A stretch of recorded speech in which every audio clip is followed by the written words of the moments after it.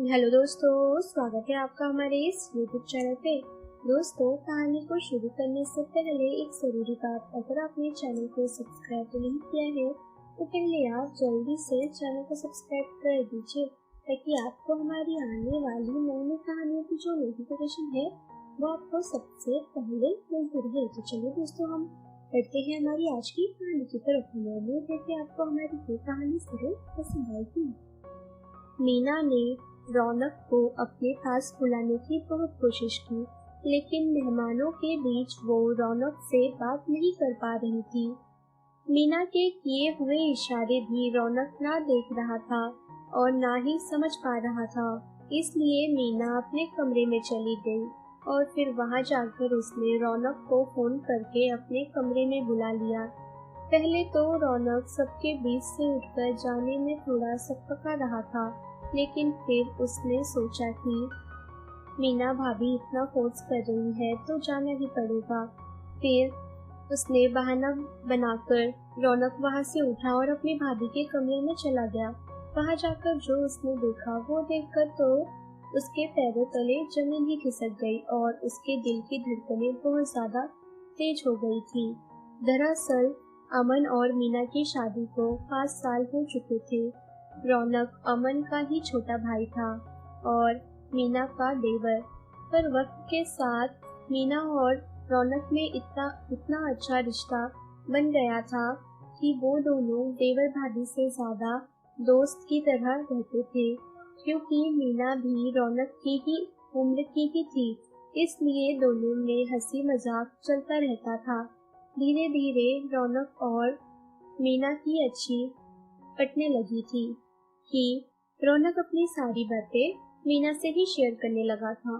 दोनों देवर भाभी के रिश्ते से घर वाले भी बहुत खुश थे, क्योंकि घर में हमेशा एक हंसी खुशी का माहौल बना रहता था और अमन को भी खुशी होती थी कि उसका भाई और उसकी पत्नी इतने अच्छे दोस्त बन चुके हैं। एक दिन हिम्मत करके रौनक ने मीना को अपने दिल की बात बता दी। सोनम नाम की लड़की से मैं प्यार करता हूँ भाभी। जब रौनक ने मीना को सोनम के बारे में बताया तो मीना बहुत खुश हो गई और सोनम से मिलने की इच्छा जता दी। रौनक जानता था कि घर में कोई उसकी बात समझे या ना समझे, लेकिन उसकी मीना भाभी उसके दिल की हर बात जरूर समझेगी। इसलिए सोनम के साथ अपने अफेयर की बात उसने सिर्फ अपनी भाभी से ही शेयर की थी। जब मीना पहली बार सोनम से मिली तब उसे भी अपने देवर की पसंद पर बहुत ज्यादा गर्व हुआ, क्योंकि सोनम दिखने में बहुत ही ज्यादा सुंदर थी और संस्कारों में भी बहुत अच्छी थी। पर सोनम और रौनक के रिश्ते में सबसे बड़ी बाधा यह थी कि सोनम दूसरी जाति की थी और गरीब भी थी। रौनक और मीना दोनों ही ये बात बहुत अच्छे से जानते थे कि घर वाले बहुत रूढ़िवादी थे और अपनी परंपरा के आगे कुछ भी नहीं देखेंगे। इसलिए रौनक ने कभी अपने घर वाले से कुछ भी नहीं कहा और मीना से भी वादा किया कि वो कभी किसी को कुछ भी नहीं बताएगी। वक्त बीता और रौनक की भी नौकरी लग गई। नौकरी के बाद तो रौनक के लिए रिश्ते की लाइन लग गई और आज जब वो घर पहुंचा तो उसकी सोच के परे उसे लड़की वाले देखने के लिए घर में आ चुके थे। सब कुछ तो पहले से ही तय हो चुका था। दोनों ही परिवारों ने एक दूसरे को पसंद कर लिया था और अब बची थी तो सिर्फ रौनक की हाँ। लड़की वालों को देख के ही रौनक की हालत बहुत ज्यादा खराब हो गई, इसलिए वो ना ठीक से कुछ बोल पा रहा था और ना ही मना कर पा रहा था। लड़की और उसके परिवार वाले सभी बैठे हुए थे।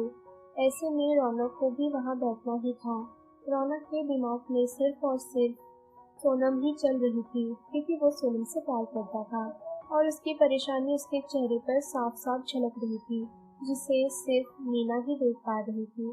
उसे पता था कि रौनक और सोनम एक दूसरे से बहुत प्यार करते थे और एक दूसरे से वो लोग शादी भी करना चाहते थे, लेकिन दोनों में ही इतनी हिम्मत नहीं थी कि घर वालों के सामने वो लोग अपने दिल की बात रख सके। मीना कैसे भी रौनक को इस बात के लिए मनाना चाहती थी कि वो घर वालों के सामने उसकी और सोनम के रिश्ते की सच्चाई रख दे, लेकिन मीना अपने देवर को बहुत अच्छे से जानती थी वो जानती थी कि रौनक कभी अपने घर वालों का दिल दुखाकर अपनी खुशी नहीं चुनेगा, इसलिए मीना समझ ही नहीं पा रही थी कि रौनक को इस बात के लिए कैसे मनाए। इधर लड़की वालों ने अपनी तरफ से रिश्ते के लिए भी हाँ कह दी थी। जब रौनक से उसके जवाब के बारे में पूछा गया तब ये कुछ नहीं बोल पा रहा था और बस चुपचाप सर झुकाकर बैठा हुआ था। यही तो वक्त था जिसमें रौनक की पूरी जिंदगी का फैसला होने वाला था और मीना किसी हाल में नहीं चाहती थी कि रौनक घर वालों के खातिर गलत फैसला लेकर अपने प्यार को नजरअंदाज करे। कमरे में घुसते ही रौनक ने देखा कि मीना के पीछे वाले दरवाजे से सोनम को घर में बुला लिया था। ये नजारा देखकर रौनक बहुत ज्यादा घबरा गया और डर के मारे उसके हाथ पैर ठंडे पड़ गए थे, क्योंकि मीना किसी भी तरह से रौनक से बात करना चाहती थी। लेकिन जब रौनक ना मीना की बात समझ पा रहा था और ना ही उसके इशारे, तब मीना ने उसे फोन करके अपने कमरे में बुलाया था। मीना ने उसे कहा कि रौनक, आज भी अगर तुमने हिम्मत नहीं की तो बहुत देर हो जाएगी। अगर तुम ऐसे ही डरते रहे तो तुम्हारी शादी किसी और से हो जाएगी और सोनम हमेशा के लिए तुम्हारी जिंदगी से दूर चली जाएगी। और फैसला तुम्हारा है। मैं जानती हूँ कि तुम अपने घर वालों का दिल नहीं दुखाना चाहते, लेकिन किसी और से शादी करके तुम खुश नहीं रह पाओगे। इसलिए कह रही हूँ कि देवर जी, अब देर मत करो। कई सालों से अब आपने ये बात अपने दिल में दबा रखी है, लेकिन अब वक्त निकल गया तो पछताने के अलावा कोई चारा भी नहीं बचेगा। रौनक ने जैसे तैसे हिम्मत जुटाई और बाहर जाकर सभी को विनम्रता पूर्वक ये कहा कि अचानक आई इस शादी की बात से मैं थोड़ा सोच में पड़ गया हूँ, इसलिए मेरा फैसला लेने के लिए मुझे कुछ वक्त चाहिए। रौनक की बात से सभी सहमत हुए और लड़की वाले भी अपने घर पर चले गए। अब वो घड़ी थी जिसमें रौनक को अपने डर को हराकर अपने दिल की बात घर वालों से कहनी थी। रौनक ने हिम्मत करके सबके सामने ये कहा कि मैं सोनम नाम की लड़की से प्यार करता हूँ और मैं उससे ही शादी करना चाहता हूँ और पिछले कई साल से हम एक दूसरे के साथ हैं, लेकिन वो दूसरी जाति की है और गरीब है, इसलिए ये बात बताने के लिए मैं हिम्मत नहीं जुटा पाया था और मुझे उम्मीद है कि आप लोग मेरे प्यार को समझेंगे और सोनम को अपना लेंगे। रौनक की बात तो जैसे तीर की तरह उसके माँ बाप के दिल पर चुभ रही थी और वो दोनों भड़क उठे। उन्होंने रौनक की बात को ठुकराते हुए अपना फैसला भी सुना दिया था कि तुम्हारी शादी अपनी जाति की लड़की से ही होगी और हमारा फैसला ही अब आखिरी फैसला होगा। रौनक अपने माँ बाप को कुछ न कह सका और इतने में मीना सभी के सामने आकर खड़ी हो गई। आज रौनक की जिंदगी का फैसला मीना के हाथों में था और उसने पूरी हिम्मत से घर वालों के सामने ये कहा कि अगर वो सोनम के साथ खुश है तो हमें उसका साथ देना चाहिए। आज अगर आप लोगों के दबाव में आकर वो किसी और लड़की से शादी कर लेगा तो ना तो वो लड़की खुश रहेगी और ना ही रौनक खुश रहेगा और उसे दुखी देखकर जीवन भर हम भी दुख सहते रहेंगे और खुद को कोसेंगे। सोनम बहुत अच्छी लड़की है, मैं उससे कई बार मिली हूँ और हमारी अक्सर बातचीत भी होती रहती है और आज आप लोग भी उससे मिल ही लो और फिर अगर मिलने के बाद भी आपको लगे कि ये लड़की हमारे घर की बहू बनने के लायक नहीं है तो आप लोगों का फैसला ही अब आखिरी फैसला होगा। रौनक को अपनी भाभी का ये रुख देखकर वो तो शून्य रह गया कि भाभी उसका कितना साथ दे रही है और आज शादी के इतने सालों बाद पहली बार मीना अपने सास ससुर जी के सामने किसी बात के लिए इतना जोर दे रही थी, इसलिए घर वाले भी उसकी बात को टाल नहीं सके। फिर मीना ने सोनम को आवाज देकर बाहर बुला लिया और फिर सभी घर वाले इस बात पर अचंभित हो गए कि सोनम पहले से ही घर में ही थी।